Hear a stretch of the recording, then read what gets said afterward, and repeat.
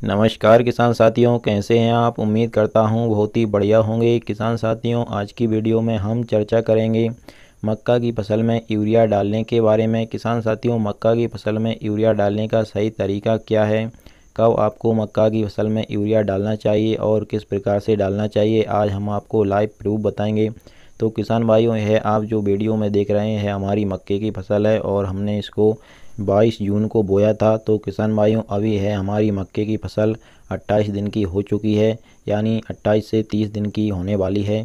तो किसान साथियों, यह बिल्कुल सही समय है मक्का में यूरिया डालने का।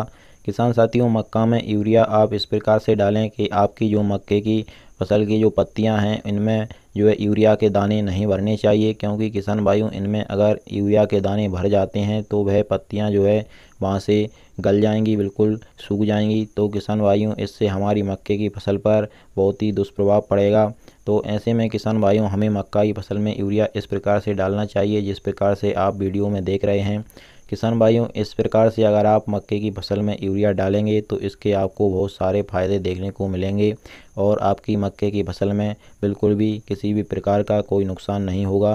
किसान साथियों, मक्के की फसल में अगर आप इस प्रकार से यूरिया डालेंगे तो किसान भाइयों, पहला फ़ायदा तो यह होगा कि आपकी जो मक्के की फसल है उसकी पत्तियों में बिल्कुल भी यूरिया के दाने नहीं भरेंगे, जिससे आपकी मक्के की फसल की पत्तियां खराब नहीं होंगी और आपकी मक्के की फसल पर किसी भी प्रकार का दुष्प्रभाव नहीं पड़ेगा। और दूसरा फ़ायदा आपको यह मिलेगा कि आपका जो है किसान भाइयों, यूरिया के जो दाने हैं वह वेस्ट नहीं जाएंगे। आपके यूरिया उतना ही डालेंगे आप जितना आपके जो है एक पौधे पर आप यूरिया एक जगह जड़ में डालेंगे। तो किसान भाइयों, इससे आपका यूरिया ज़मीन पर आपके खेत में वेस्ट नहीं जाएगा, क्योंकि अगर आप यूरिया का छिड़काव करते तो कहीं के दाने कहीं पे पड़ते, इससे आपका यूरिया वेस्ट चला जाता। लेकिन यहाँ से आपको फसल को इस प्रकार से पूरा यूरिया आपकी फसल लेगी जितना उसको चाहिए, तो इससे आपका यूरिया भी वेस्ट नहीं जाएगा।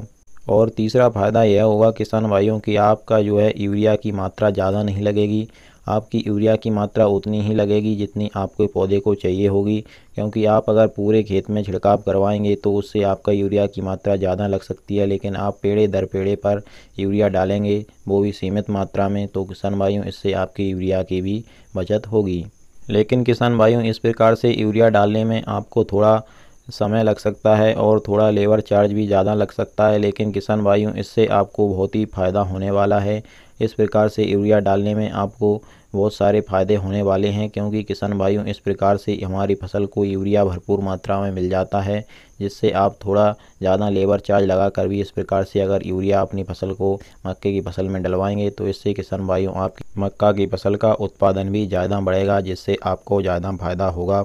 किसान भाइयों, इसी प्रकार की वीडियो आपको आगे भी हमारे चैनल के द्वारा आपकी सही फसलों से जुड़ी सही और समय पर जानकारी मिलती रहेगी। इसके लिए आप हमारे चैनल को सब्सक्राइब जरूर कर लीजिएगा।